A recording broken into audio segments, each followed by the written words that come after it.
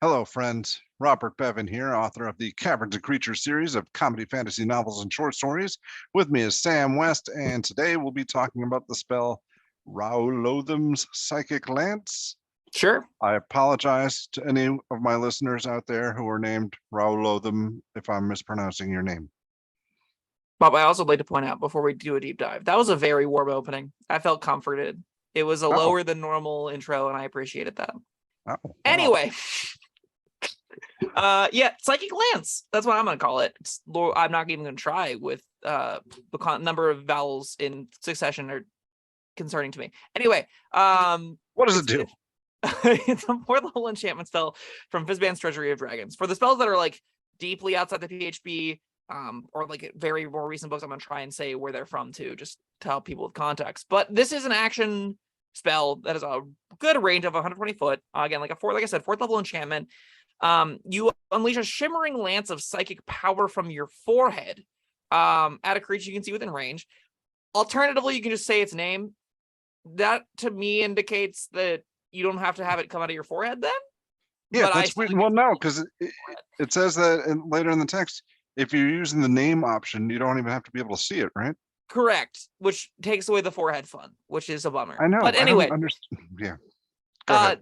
Again, we had a conversation about Magic Missile of how it's like, can it go through glass? And the answer is yes, because it just damages them mechanically, and this is kind of the same boat. Anyway, you can name it to do it without the full like lance effect.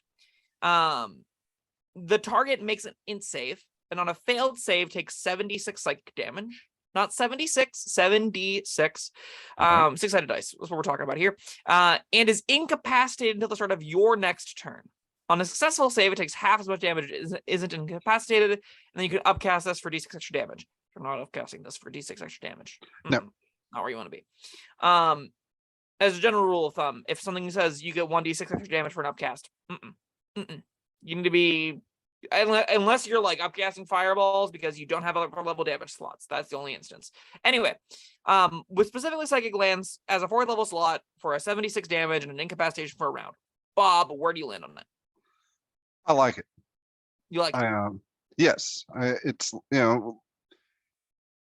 a hold person, but maybe you do some damage too. Mm-hmm. It's one of those hybrid spells. I normally don't have positive things to say about hybrid spells because normally both effects are too weak for them to be meritable. If we look at this one, 76 psychic damage is less than Fireball, which is a spell level lower that hits an area. So already we're in a, I don't know if this is where I want to be, but yeah, go ahead. Cutting off a creature's actions is insanely good. Denying a creature actions for a full round, it cuts off reactions too. Completely incapacitated. It won't grant any of your teammates advantage or anything to that effect. Incapacitated creature doesn't it'll still make dex saves normally. It doesn't have any other. This is a weird situation because normally incapacitated comes alongside other things. This is just incapacitated, which means the only text that it happens is it's not taking actions or reactions. That is all. Oh, all right. Maybe I misunderstood. It's still pretty good. It's still quite good. In an action economy based game, taking away conceivably the most important target's action for a round, it's like taking extra turns for your entire party. It's ridiculously good. Oftentimes, that's all I really want out of a hold person. Oftentimes, that's all I really want out of a Hideous Laughter, all I want out of a Polymorph, all I want out of a Banishment is just get rid of this thing's action so we can all act again. This will do that there. This means for a single target Saber die, it'll be specifically better than the other mentioned Saber dies, the other mentioned Polymorph Banishments, Hold Persons, Tasha's Hideous Laughters of the world.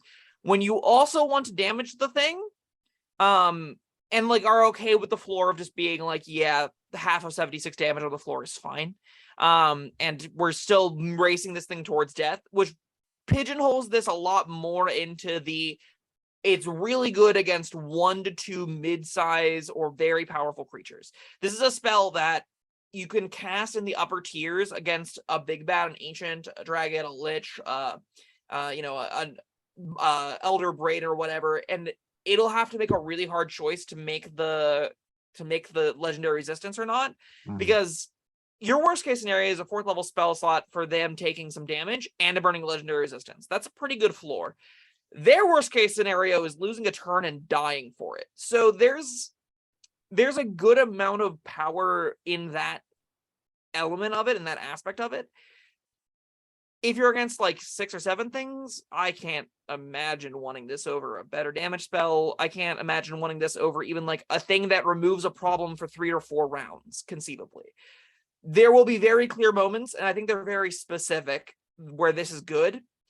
I think most other times you're going to be happier with the longer duration saber dies or the higher damage effects. For the few fights that exist that are going to be 2 or 3 big things, though, Psychic Lance is quite good.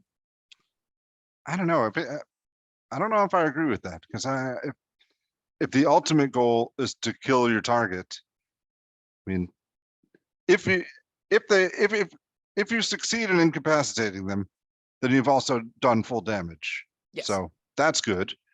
And if the rest of your party, surely they'll be able to, more often than not, take out the target while he's incapacitated.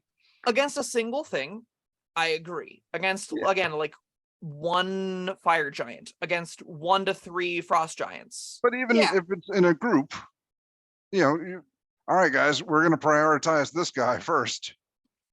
I think in those circumstances, oftentimes it's more advantageous to deal with the lots of problems than the single problem. Because while you're taking a very big leap in saying, well, if I incapacitate this, we all can get to it. We can all deal with that threat. Most often when I'm running battle maps, the big threat, it deliberately has minions around them to clog shit up, to make it harder to go and wail on the big bad. The point of minions, the point of a lot of smaller creatures, is to be road bumps in dealing with the big threat so it gets more actions, right? That's a large portion of encounter design, which means if you are incapacitated this for a round, some people will get shots off on it. You will get some people with the extra time to kill it, but they're still dealing with the bulk of hazards, and the next round it's going to be back online still. In those encounters, often the tactically more savvy thing to do is to say, it's not taking actions for 3 or 4 turns if it fails this save. And then we deal with all the little things. And then when it comes back, everyone just piles onto it. Then you can bust out the Psychic Lance there and have a really good time piling onto it whenever it's by itself. That situation still isn't necessarily going to be happening every fight, and you're not going to necessarily need it. There's going to be times where hold person against humanoids, paralyzing something lets everyone attacking it with weapons crit. That's really good. Critting can outdamage 76 relatively quickly. There's also going to be situations where you're like, all right, we're all going before its next turn anyway, right? It just took its turn. We're all going as well. I could just save the time and cast a higher damage spell to it that I can guarantee more damage and be more likely to just kill it outright than eating its action. That is meaningful, right? If you're in a situation where you're just trying to race something to 0 hit points, you're often going to be like, well, I'm more likely to drop it with a higher damage outcome, and it won't have a next turn to happen. If it gets next turn, it can kill our paladin. We don't want it to do that, so let's try and take whatever route there is to get it to not have a next turn at all. Have less chances of it, if it passes the save or die, killing someone outright.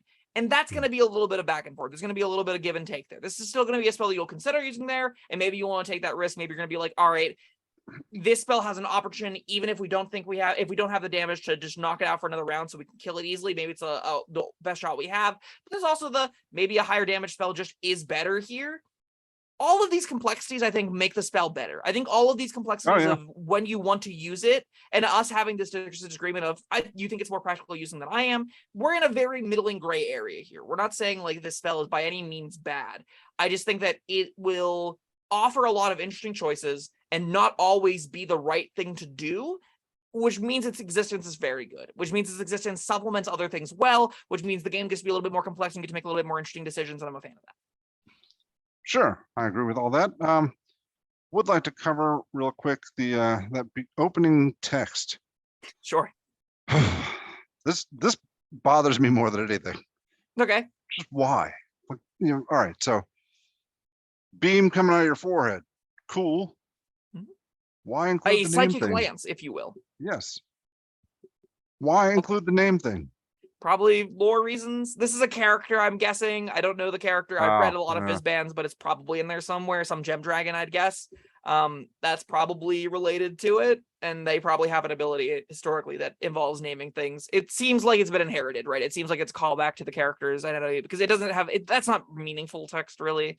Like, you don't really care. You're probably going to see No, what I you're mean, shooting. If there's a beam coming out of your forehead, that's the spell. It's just pointless to have a beam coming out of your forehead if you can forgo that just by saying somebody's name. Sure. It also, I think it makes it less cool. And when I say cool, it's kind of stupid, let's be honest, but it's the right kind of stupid. This is Dungeons and Dragons stupid. This is the kind of stupid where you're painting a beautiful scene of some really edgy, angsty fiend warlock standing up on top with their dark black robes and their, twisted book of tendrils whipping out of it with an eye on the center of it, staring down the big evil dragon, putting their hands on their hips, holding their head forward, and a pink laser shoots it, right? Like, that is high levels of silliness that D&D revels in. I like that a lot more than just being like, I utter its name in a demonic tongue. And let it be silly is where I think I agree. That text probably shouldn't be there, but it's harmless ultimately. It makes the spell slightly better in niche cast areas, but it's not meaningfully impactful power-wise. All right. Well, I needed to get that off my chest. I'm glad you did. Yeah, me too. Got anything else to say about this one? I think this is a 3 out of 5 and a good 3 out of 5. I'm glad this exists. Yeah, I'm gonna go more optimistic. I'm gonna give it a 4. Yeah, it's You might be right. definitely not a 5, but I can see myself using this a lot. This is like you said before, save or die, but it should always do something, and I like that. I think you might be right in that. I think it just being a save or die is going to feel really stunning strike-ish to a lot of DMs that are like, oh, I can't run one big monster anymore. They keep just kicking its ass. This is going to make you have to change how you do that. So that might justify it being a 4, but that's just all save or dies. So I don't know. This isn't that much better than the other save or dies. It's somewhere in that range, 3 or 4. All right. Well, thank you. That was Raulothim Psychic Lance. Thank you, Sam, and thank you, everyone, for joining us. We'll see you next time. Bye-bye. Thank you for watching. If you found this helpful, informative, or entertaining, I'd really appreciate it if you hit the like button below. You needn't smash it. A gentle tap will suffice. If you want to see more videos like this, subscribe to the channel. And make sure you check out the links in the description, where you'll find my Caverns and Creatures series of comedy fantasy novels, Sam's full review of the spell, and other fun things.